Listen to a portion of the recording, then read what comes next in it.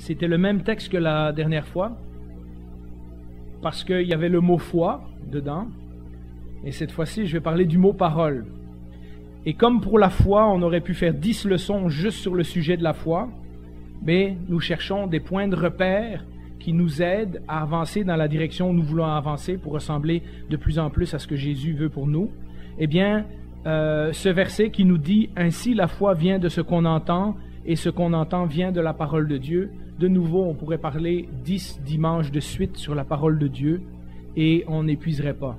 Juste en faisant une recherche par mots-clés dans l'Ancien Testament, j'ai trouvé 760 fois le mot « parole », 463 fois les mots « ta parole », un autre 400 ou 500 fois ton écriture ou tes saintes écritures, un autre centaine de fois tes lois, tes commandements, tes préceptes, tes instructions, tes jugements, etc. Toutes des choses qui signifient la même chose dans l'Ancien Testament. Et donc on voit comment le mot « parole », comment il y a une abondance du mot « parole » dans la Bible. Comme pour la foi, donc, on aurait énormément de choses à dire, mais j'ai voulu me concentrer dans une direction particulière. On se fait parfois poser la question, en tant que chrétien ou en tant que pasteur, si Jésus est le sauveur du monde, et que Jésus est le chemin, la vérité et la vie, à quoi me sert la Bible? Dans le fond, tout ce que j'ai à faire, c'est croire en Jésus, puis tout le reste va venir tout seul.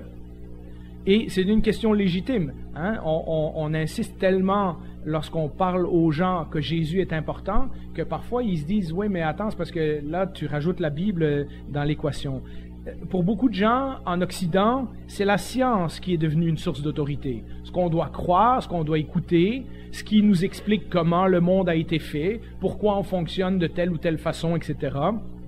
C'est la science. Et quand je parle de la science en général, que ce soit la sociologie, la psychologie, les mathématiques, etc., etc., ou encore aujourd'hui, c'est devenu l'informatique. Hein? On fait souvent des jokes dans les films sur les gars qui disent « Ah, si c'est marqué sur Internet, ça doit être vrai. » Mais en réalité, c'est comme ça qu'on fonctionne.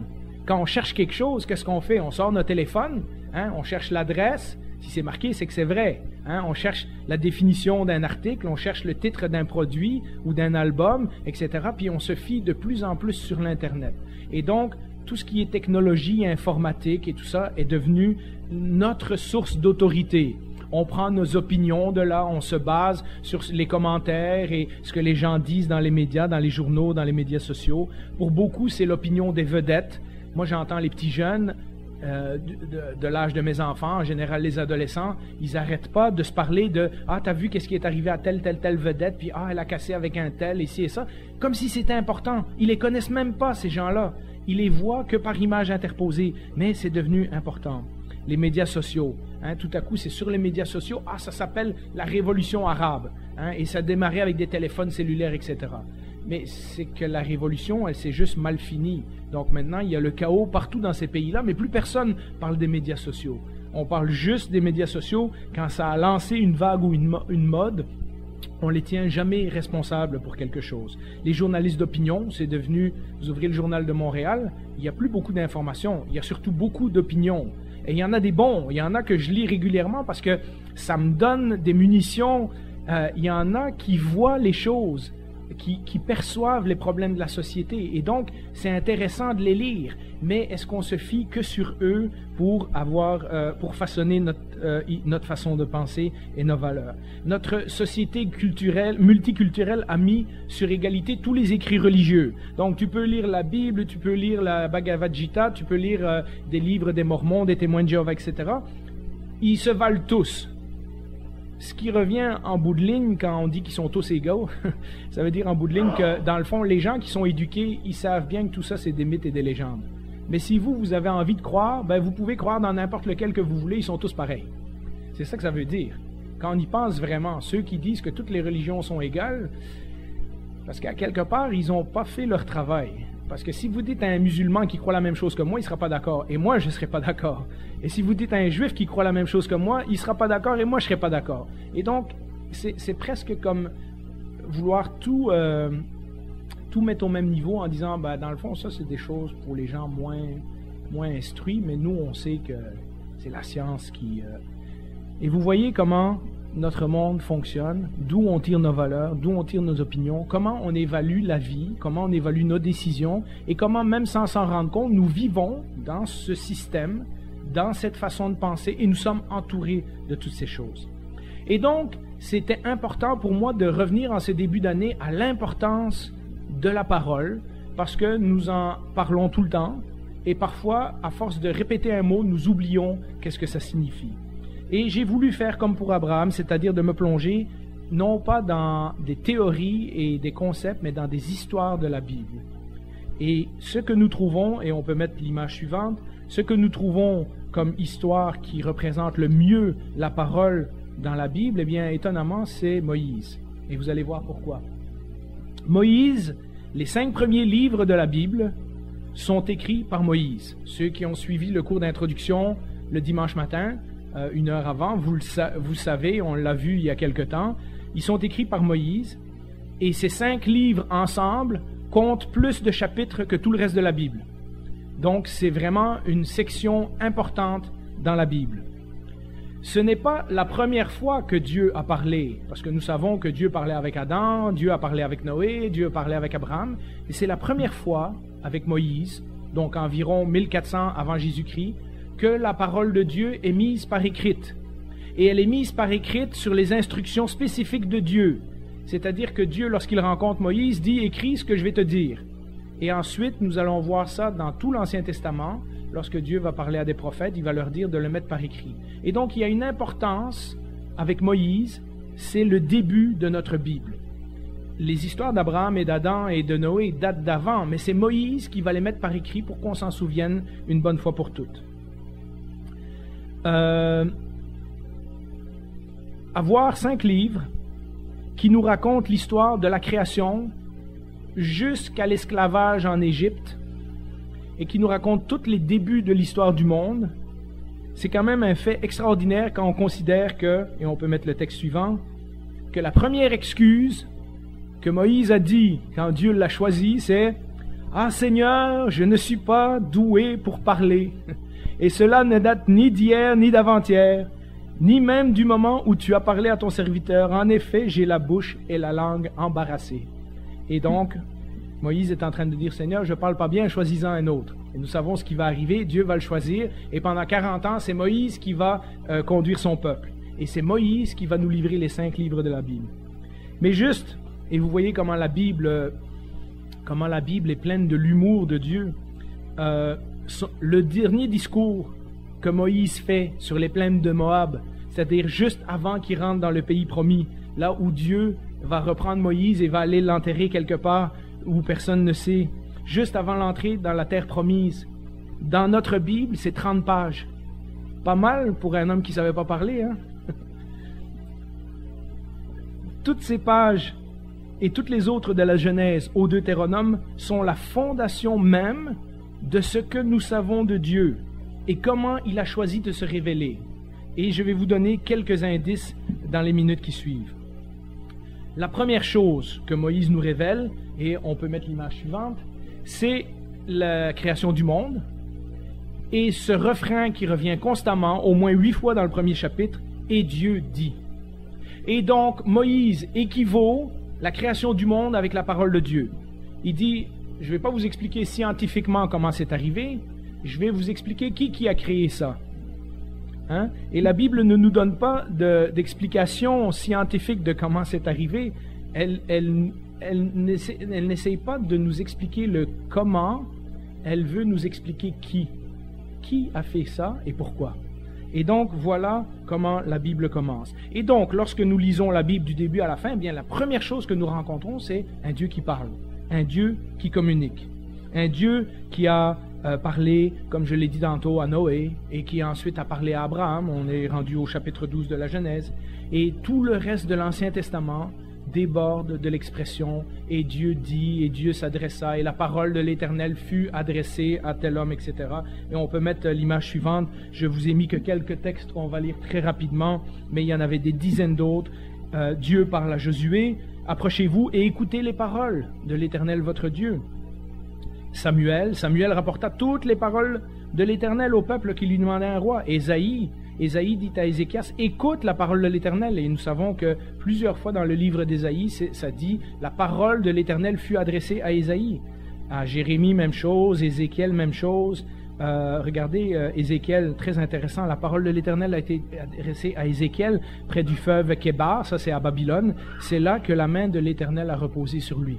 Voyez-vous l'équivalence? Dieu parle et en même temps la main repose sur Ézéchiel, c'est-à-dire que Dieu est avec lui. Dieu lui parle et Dieu est avec lui.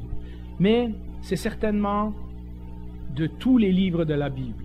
Et si vous le lisez, ne le lisez pas d'un seul coup. Pas juste parce qu'il est très long, mais c'est parce que sinon vous ne pourrez pas vous imprégner. Lisez quelques versets chaque jour. C'est le psaume 119. Et à l'image suivante, j'ai mis quelques textes. Comment le jeune homme rendra-t-il pur son sentier?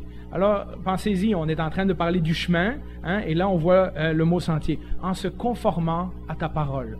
Donc déjà, nous avons une indication forte que la façon dont quelqu'un doit marcher pour être obéissant à Dieu, c'est selon sa parole. Pas selon ses idées, pas selon ses émotions, pas selon que ça va bien ou mal, etc., mais selon ce qu'il apprend de Dieu dans la parole. Mon âme est accablée de tristesse. Quoi? Relève-moi conformément à ta parole. C'est-à-dire, Dieu a promis que si j'étais triste, il pourrait me donner de la joie. Mais relève-moi conformément à ta parole. Quelqu'un nous insulte, alors je pourrais répondre à celui qui m'insulte, car je me confie en ta parole. On est trop orgueilleux. Avant d'être humilié, je m'égarais. Maintenant, je me conforme à ta parole. On marchera un mauvais chemin. J'écarte mes pas de tout mauvais chemin afin de me conformer à ta parole. La nuit, ça va pas bien, ou on dort pas, ou on se lève de bonne heure. Avant la fin de la nuit, j'ouvre les yeux pour méditer ta parole. Et on a besoin de sagesse pour une décision ou quelque chose. Donne-moi de l'intelligence conformément à ta parole. Et j'aurais pu citer un autre 10 versets juste dans le psaume 119, mais il y a aussi tous les autres versets dans les psaumes qui parlent de la parole de Dieu. Mais pensez-y, David a écrit en l'an 1000. Et David a été roi en l'an 1000. Et Moïse a écrit ça les 5 premiers livres de la Bible en l'an 1400. Lorsque David, et ceux qui viennent au cours, vous l'avez déjà entendu cette remarque-là, lorsque David parle dans le psaume 119 de la parole de Dieu, c'est quoi la parole de Dieu? À ce moment-là, il n'existe que les 5 livres de Moïse. Il y a le livre de Josué qui a été écrit, peut-être le livre de Ruth et le livre des juges, mais ça c'est des histoires. Il n'y a aucun des prophètes, il n'y a aucun des autres livres, puisque Samuel puis Rois et Chroniques vont venir après. Samuel va commencer à les écrire. Il n'y a aucun des prophètes qui a encore écrit un livre. Il y a Élie et Élisée qui parlent, mais qui viendront plus tard. Et puis seulement les prophètes écrits vont venir plus tard. Donc quand David dit « ta parole », il est en train de parler des 5 premiers livres de la Bible. Et nous en avons 66. Quelle bénédiction! Il était capable, lui, avec les 5 livres de Moïse, de trouver tous ces fonction extraordinaire à la parole de Dieu. Si c'est avec Moïse que nous apprenons qui Dieu est, la première révélation que Dieu nous donne, qu'il est un Dieu qui parle et que lorsqu'il parle, il y a des actions qui se passent dans la vie des gens, nous apprenons une autre chose avec Moïse et on peut mettre l'image suivante. Vous vous rappelez, il y a quelques années, on a parlé des noms de Dieu et comment Dieu nous connaît par notre nom, etc. Si vous avez besoin, je vous redonnerai les notes de ça. C'est avec Moïse que nous apprenons les noms de Dieu. Avant ça, il y a l'Éternel. Dans Noé et dans Abraham et dans l'Ancien Testament, il y a dans tous les chapitres avant Abraham, il y a très peu de noms. Mais c'est avec Moïse, c'est lorsque Moïse a mis ces livres-là par écrit, que nous apprenons que Dieu porte beaucoup de différents noms. Il est l'Éternel, le Seigneur, mais il est aussi un tas d'autres. On chante El Shaddai, Elohim, El Elyon, un Dieu tout-puissant et toutes ces choses-là. C'est lui aussi, Moïse, qui nous donne les généalogies. Pour nous, c'est dur à lire, mais une généalogie pour les gens de l'ancien temps, ce ne sont pas des simples noms de personnes sur une feuille. C'est une trace que la promesse de Dieu est en train de s'accomplir. Parce que si on est capable de dire, moi je viens d'un tel, et puis un tel, je fais partie de telle tribu, et finalement on arrive au Nouveau Testament jusqu'à Jésus, qui vient de la tribu de Juda et qui est un descendant de David, vous voyez comment ces noms nous racontent une histoire. Alors nous ne connaissons pas tous ces personnages et ça peut sembler ardu et inutile que ces généalogies se trouvent dans la Bible, mais pour une personne de l'ancien temps, c'était extrêmement important de voir qu'au travers de chaque génération, de père, de grand-père, en arrière-grand-père, etc., la promesse de Dieu s'accomplit comme Dieu l'avait dit. Et avec tous ces noms viennent toutes les histoires. Pourquoi nous avons tant d'histoires de personnages qui font que quelques chapitres ou quelques versets dans l'Ancien Testament? Nous nous demandons parfois, on dit, c'est pour être comme lui ou pour pas être comme lui. Mais c'est plus que ça. Ces histoires, ces noms d'endroits, toutes ces villes où Abraham a voyagé, séjourné, toutes les étapes que le peuple a fait dans le désert pendant les 40 ans, etc. Chacune de ces villes, chacun de ces villages, chacun de ces oasis, chacune de ces montagnes, chacune de ces rivières ont une histoire. À tel endroit, il s'est passé telle chose, à tel endroit, il s'est passé autre chose. Et lorsqu'Israël se souvient plus tard de son histoire, elle se rappelle l'endroit où Dieu les a bénis, l'endroit où Dieu les a punis, et toutes ces choses-là. Et vous voyez comment la foi et la parole de Dieu ne sont pas simplement des valeurs statiques, des principes de vie ou des croyances, mais c'est des véritables événements qui sont arrivés dans la vie des gens.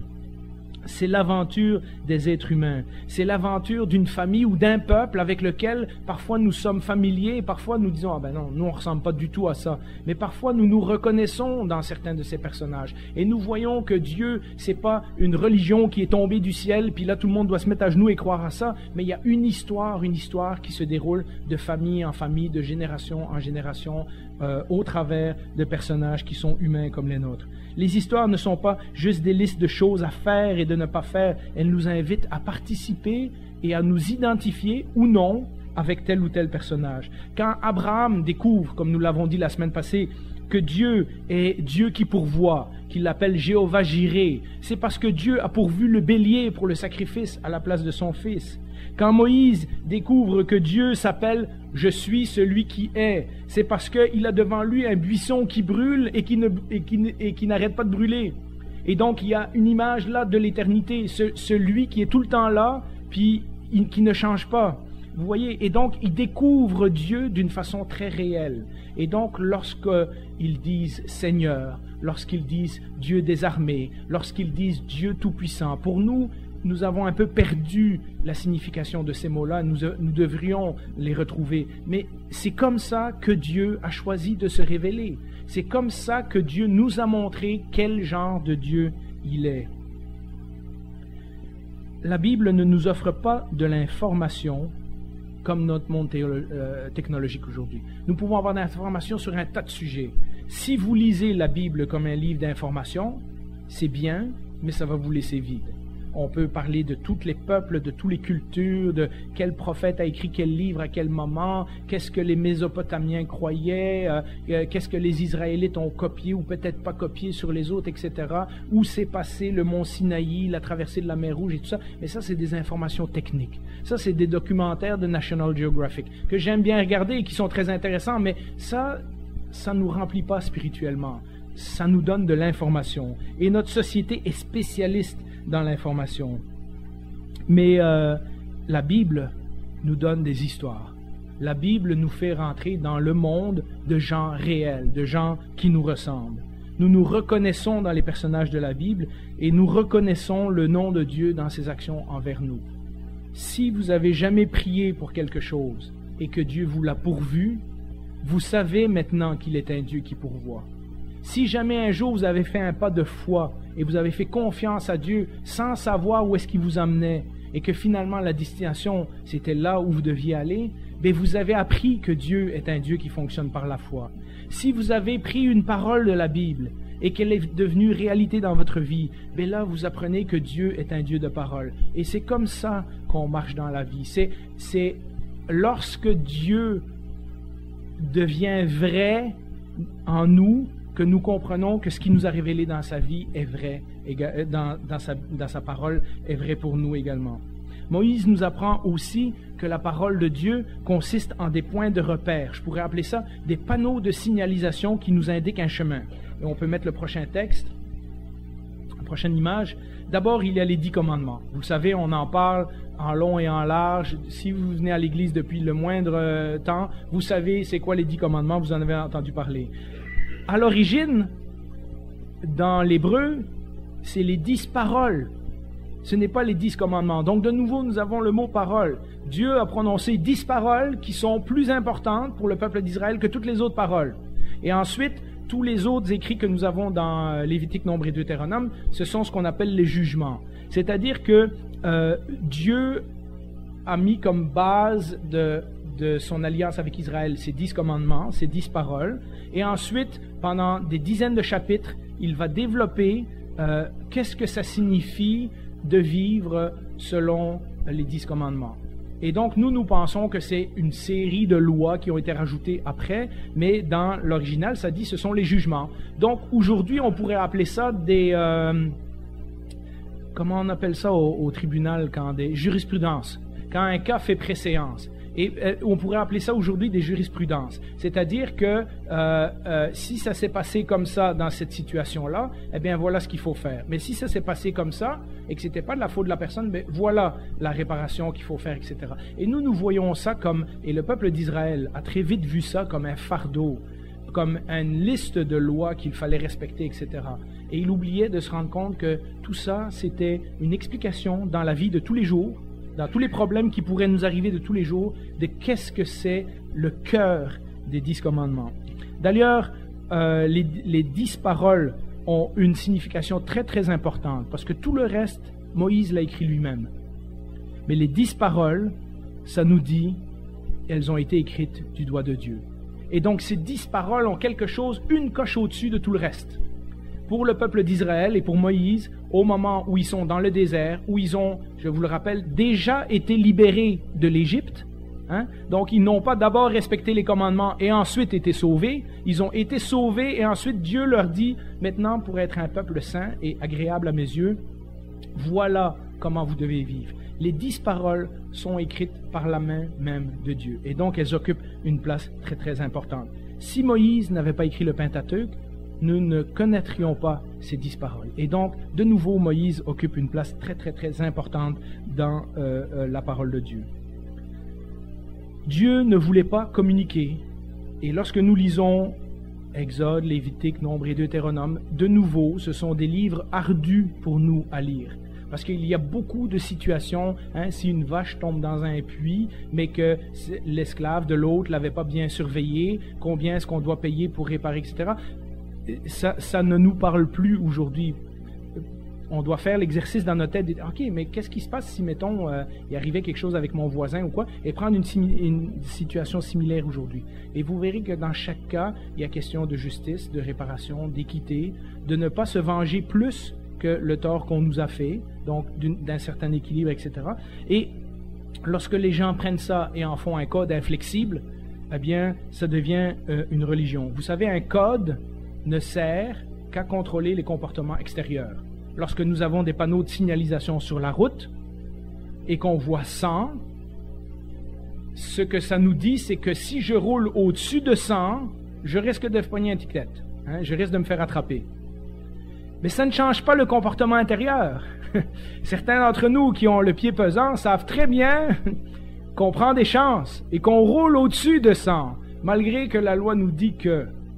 Et qu'est-ce qu'on fait? Après, on paye notre ticket, puis la semaine d'après, on reroule à l'ancienne vitesse. Et donc, vous comprenez, les commandements, les jugements, les lois ne contrôlent que le comportement extérieur. Il faut plus pour changer le comportement intérieur.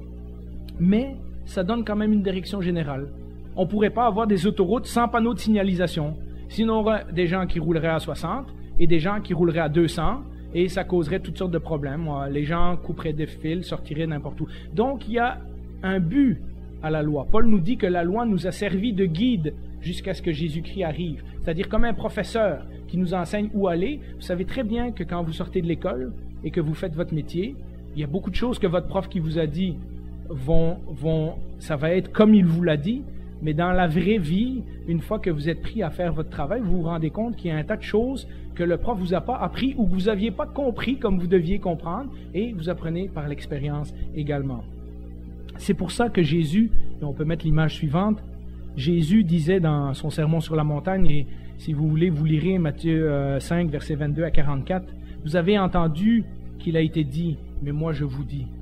C'est-à-dire que Jésus était très conscient que son peuple, dans l'Ancien Testament, avait pris les lois et en avait fait un code de comportement rigide. Et Jésus disait, c'est plus que ça. Il faut revenir au cœur de ce que Dieu essaye de dire. Sinon, vous ne contrôlez que votre comportement extérieur et vous ne changez pas votre comportement intérieur. En voyant la loi de Dieu comme une liste de prescriptions à suivre, le peuple de Dieu risquait de perdre la vie et la compassion qui en faisait la force. Et c'est d'ailleurs la chose que Jésus va reprocher avec le plus de sévérité aux pharisiens.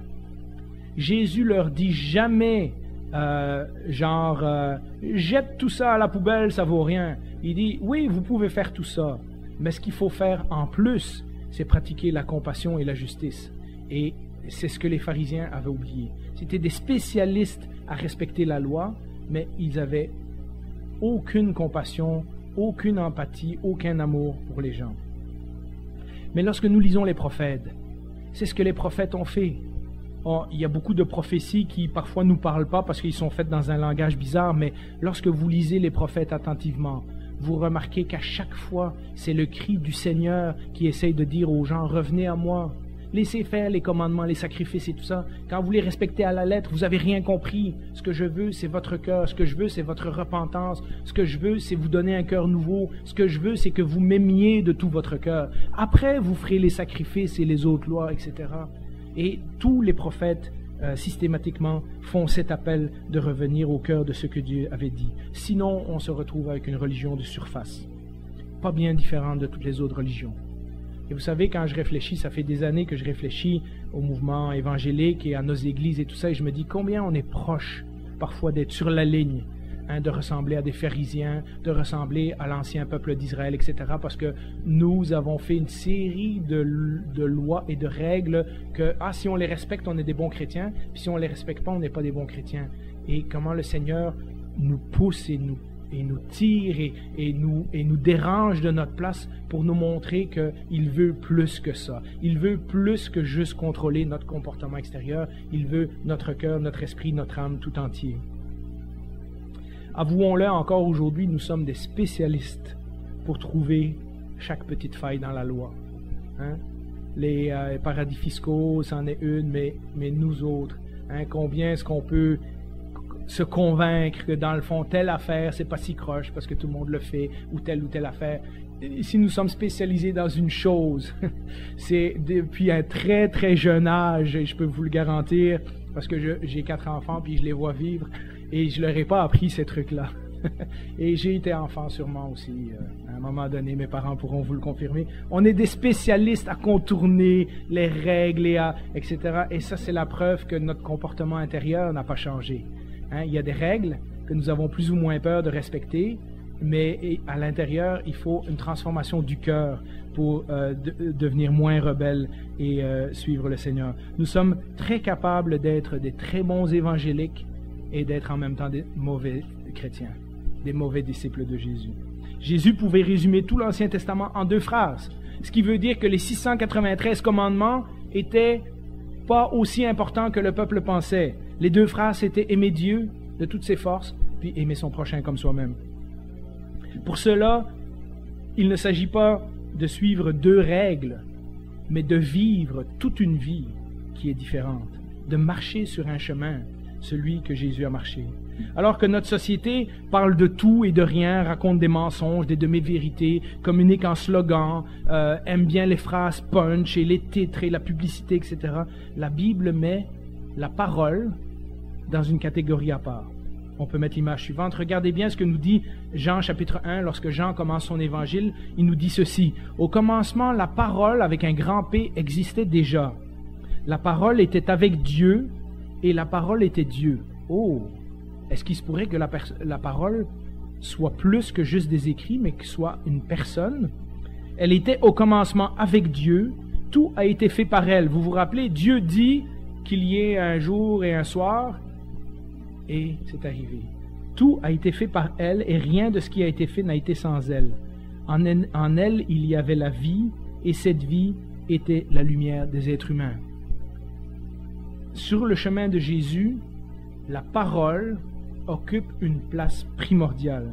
La Bible n'est pas un livre dans lequel l'homme cherche à s'approcher de Dieu. C'est-à-dire, on ne lit pas un livre en disant « Ah tiens, je veux savoir qu'est-ce que ça me dit sur Dieu. » La Bible, même si parfois on commence comme ça, la Bible est le livre dans lequel Dieu cherche à s'approcher des hommes. Si Dieu n'avait pas demandé à Moïse et à tous les autres de mettre par écrit certaines choses, nous ne connaîtrions pas Dieu aujourd'hui. Nous ne saurions pas quel genre de Dieu il est. Si Dieu n'avait pas inclus toutes ces histoires de l'Ancien Testament où il intervient, où il interagit avec les gens, etc., nous ne saurions pas quel genre de Dieu il est. Mais plus que ça, il a choisi de communiquer avec nous dans un langage que nous comprenons. Parce que les textes de la Bible nous disent que parfois il y a des mystères à propos de Dieu. Des choses que nous ne pouvons pas comprendre simplement parce que nous ne sommes pas dans la même catégorie. Nous sommes humains et lui est Dieu. Et donc il y a des choses qui lui appartiennent à lui.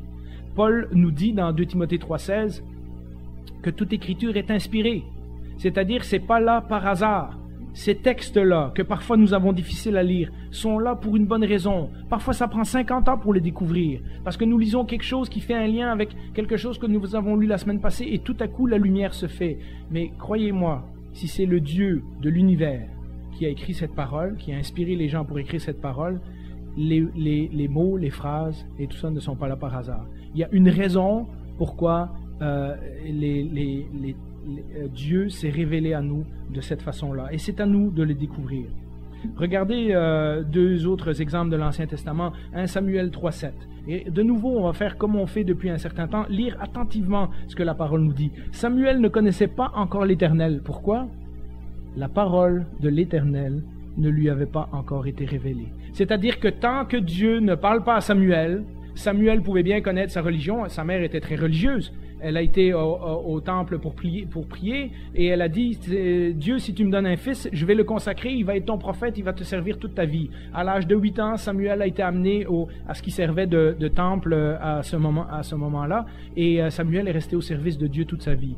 Et pourtant, ce verset nous dit, Samuel ne connaissait pas encore l'Éternel. Il pouvait bien connaître sa religion, il pouvait bien connaître les coutumes, les sacrifices, comment s'habiller lorsqu'on est prêtre ou prophète, etc. Mais la parole de l'Éternel ne lui avait pas encore été révélée. C'est au moment où Dieu lui a parlé que Samuel a compris quel genre de Dieu il servait. Job, même chose. Job dira, « Mon oreille avait entendu parler de toi, mais maintenant mon œil t'a vu. » Job est en train de dire, « Tout ce qui m'est arrivé avant, c'est des choses que je savais sur toi. » Mais quand Dieu lui a parlé personnellement et qu'il lui a dit « T'étais où quand j'ai créé les cieux et la terre, etc. » Est-ce que tu penses que tu as le droit d'argumenter avec moi? Et tu ne vois pas que tout ce qui t'arrive, moi je suis bien au-dessus de ces choses-là? Et qu'est-ce que Job dit? Je me repens, je ne dirai plus un seul mot.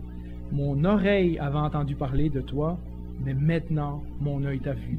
Et ça, c'est l'expérience des gens qui ont rencontré Dieu dans la Bible. Quand nous arrivons dans le Nouveau Testament, les 4 évangiles jouent exactement le même rôle que les 5 livres de Moïse. Comme Moïse est la base de l'Ancien Testament et de tout ce que nous savons sur Dieu, les 4 évangiles sont la base de tout ce que nous savons sur Jésus. Lisons de nouveau dans Jean chapitre 1, et j'avais arrêté le texte avant, mais le texte qui dit que la parole était avec Dieu et la parole était Dieu, etc., continue. Et lorsqu'on arrive au verset 14, ça nous dit « Et la parole s'est faite homme. Elle a habité parmi nous, pleine de grâce et de vérité, et nous avons contemplé sa gloire. » Et au cas où on ne sait pas de qui Jean parle, ça nous dit une gloire comme celle du Fils unique venu du Père. C'est-à-dire que Jean est en train de nous introduire au fait qu'il va nous raconter l'histoire d'un homme et que cet homme est le Fils unique de Dieu, mais cet homme est l'incarnation de la parole de Dieu. Plus que juste une généalogie, comme dans Matthieu chapitre 1, plus que quelqu'un qui enseignait avec autorité. Jésus, c'est aussi, comme dans les livres de Moïse, une vie pleine de noms, une vie pleine de lieux, une vie pleine de gens qu'il a personnellement touchés et transformés. Parfois par des miracles, parfois par sa compassion, parfois par sa parole, mais généralement tout ça mis ensemble. Et combiné dans une seule personne. Le texte que nous avons lu nous dit que, pas que Jésus parlait de la part de Dieu, pas que Jésus était un prophète de Dieu, mais que Jésus était la parole même de Dieu incarnée parmi les hommes. En d'autres mots, tout ce que nous devrions savoir sur Dieu, comme Moïse l'a fait dans l'Ancien Testament, nous le voyons en Jésus. Tous les noms que Dieu porte, Jésus les porte. Tous les attributs de Dieu, Jésus les possède. Toutes les paroles que Dieu a dites pour se révéler aux hommes dans l'Ancien Temps sont maintenant devenues une réalité vivante dans la personne de Jésus. Hébreux 1, on peut mettre le texte au tableau, nous dit « Après avoir autrefois, à de nombreuses reprises et de bien des manières, parlé à nos ancêtres par les prophètes, Dieu, dans ces jours qui sont les derniers ou dans ces temps de la fin, nous a parlé par le Fils. Il l'a établi héritier de toutes choses, et c'est par lui aussi qu'il a créé l'univers. » Donc vous voyez le lien tantôt, la parole est avec Dieu, tout a été créé par la parole. Là, Hébreu nous dit, c'est avec le Fils que Dieu a créé l'univers. Hein? Le Fils est le reflet de sa gloire et l'expression de sa personne. C'est-à-dire, si nous voulons voir quelqu'un qui ressemble à Dieu, eh bien nous avons à regarder à Jésus. C'est pour ça que lorsque Philippe dira « Montre-nous le Père », Jésus dira « Je suis avec toi depuis tout ce temps-là et tu me demandes « Montre-moi le Père ». Tu ne comprends pas que celui qui m'a vu a vu le Père. Mais vous vous rendez compte de ce que Jésus est en train de dire? Quel être humain normal aurait osé dire quelque chose comme ça? Dire « Quand tu me vois, tu vois Dieu ».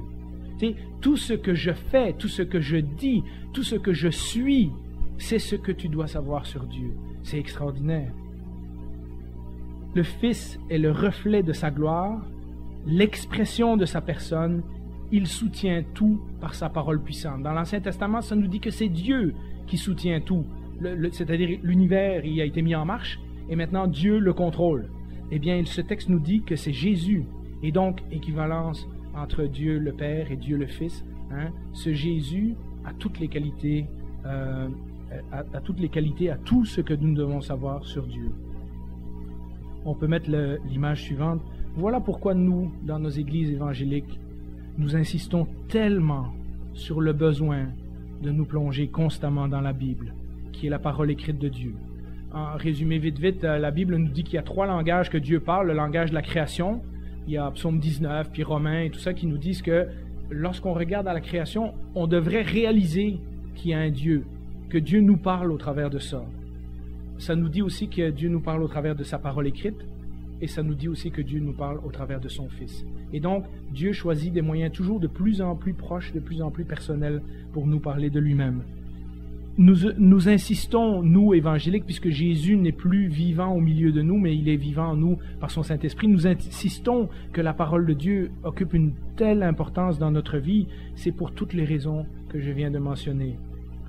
Parce qu'en réalité, Dieu essaye de se révéler à nous dans sa parole. Ce n'est pas une question que nous allons chercher de temps en temps qu'est-ce que nous avons besoin, puis le reste du temps, la Bible reste sur un coin de table. C'est que si nous voulons vraiment connaître Dieu, c'est là que nous devons aller chercher notre inspiration et notre source. Qu'est-ce que Dieu essaie de nous révéler dans sa parole? Qu'il nous a créés, première chose. Donc, nous avons une importance à ses yeux. Nous ne sommes pas le fruit du hasard ou de l'évolution. Qu'il nous aime, et ça c'est à toutes les pages de la Bible. Et que malgré notre désobéissance, il a mis en place un salut pour ceux qui veulent bien croire en lui, c'est-à-dire mettre leur foi en lui, et que ce salut se trouve en Jésus. Hein? Et il a été révélé dans l'Ancien Temps que les prophètes et les gens de l'Ancien Testament attendaient quelque chose, mais on leur a dit que c'était pas pour eux, mais que c'était pour nous. Et lorsque Jésus est venu, tout ça a été accompli. Eux, ils regardent d'en arrière vers Jésus. Nous sommes ici et nous regardons en arrière vers Jésus. Mais toute l'histoire de l'humanité regarde à Jésus pour son salut. Pas simplement, la Bible n'est pas là simplement pour y trouver une règle de vie, mais pour connaître Dieu, pour connaître notre nature, parce que Dieu nous parle de qui nous sommes à ses yeux et à quoi nous ressemblons. Et de lire parfois la Bible nous montre des choses pas très réjouissantes à propos de nous-mêmes. De connaître son salut, de savoir lire les panneaux de signalisation, même si les panneaux de signalisation ne sont qu'une petite partie de la vie chrétienne. Tous ces panneaux, toutes ces histoires, tous ces miracles, toutes ces paroles qui nous indiquent comment vivre à la ressemblance de Jésus. Les gens ne veulent pas juste savoir ce que l'on croit. Ils veulent savoir aussi, même si c'est de première importance, ils veulent voir ce que l'on vit. C'est-à-dire que les gens veulent voir dans notre vie une équivalence entre ce qu'on croit et comment on vit. Vous pouvez parler de la foi jusqu'à ce que le monde s'endorme. Mais s'ils n'ont pas vu la foi en action dans votre vie, il manque quelque chose. Vous pouvez parler du pardon jusqu'à en rendre les gens malades. Mais si vous n'êtes pas capable de pardonner, il manque quelque chose. Vous pouvez parler de tous les attributs, toutes les qualités, toutes les choses que Dieu nous incite à faire dans la Bible. Tant que nous ne le vivons pas, les gens ont le droit de mettre en question ce que nous sommes en train de leur raconter. Mais de juste vivre, c'est pas suffisant. Il faut aussi qu'on leur explique pourquoi on vit comme ça, parce que les gens ont besoin de comprendre et de voir en même temps. Les gens ne veulent donc juste pas savoir ce que l'on croit, ils veulent aussi voir ce que l'on vit. Et donc nous avons la responsabilité de leur dire la vérité selon ce que Dieu communique dans la Bible, selon ce que nous apprenons par nous-mêmes ou le dimanche, mais aussi de vivre selon cette vérité, à la façon dont Jésus a vécu, car il était la parole de Dieu devenue homme. La parole de Dieu, donc, en conclusion, ne consiste pas en des divertissements. Ce n'est pas un livre religieux. Ce ne sont pas des spéculations philosophiques.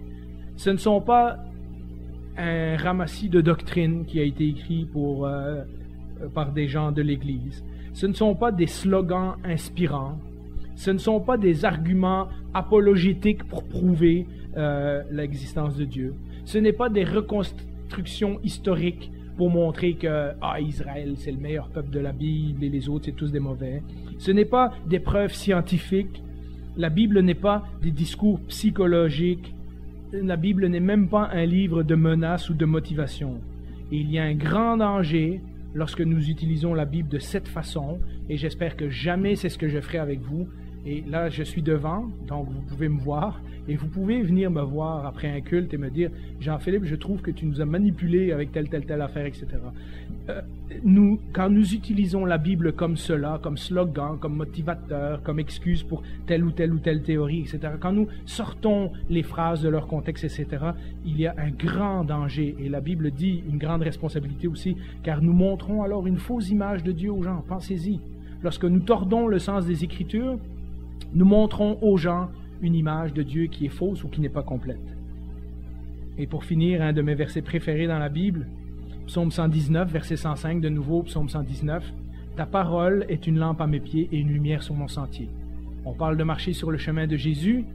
Ta parole est une lampe à mes pieds. Parole écrite, mais parole vivante aussi dans la personne de Jésus-Christ. Hein? Et qu'est-ce que ça nous dit? Ça nous dit ce verset-là que si nous nous fions à l'Écriture, et si nous nous fions à la vie de Jésus, nous allons marcher sur le chemin que Dieu veut. La parole de Dieu est une personne qui nous montre une manière de vivre. Marcher sur le chemin de Jésus, qui, comme je l'ai déjà dit, conduit à la vérité et qui donne la vie. Et cette personne nous est révélée dans l'Écriture. Alors je vous encourage, pour l'année 2018, on était en train de prendre des bonnes résolutions, alors rajoutons celle-là, et parmi les plus importantes, rajoutons de passer du temps dans la parole. De passer plus de temps dans la parole.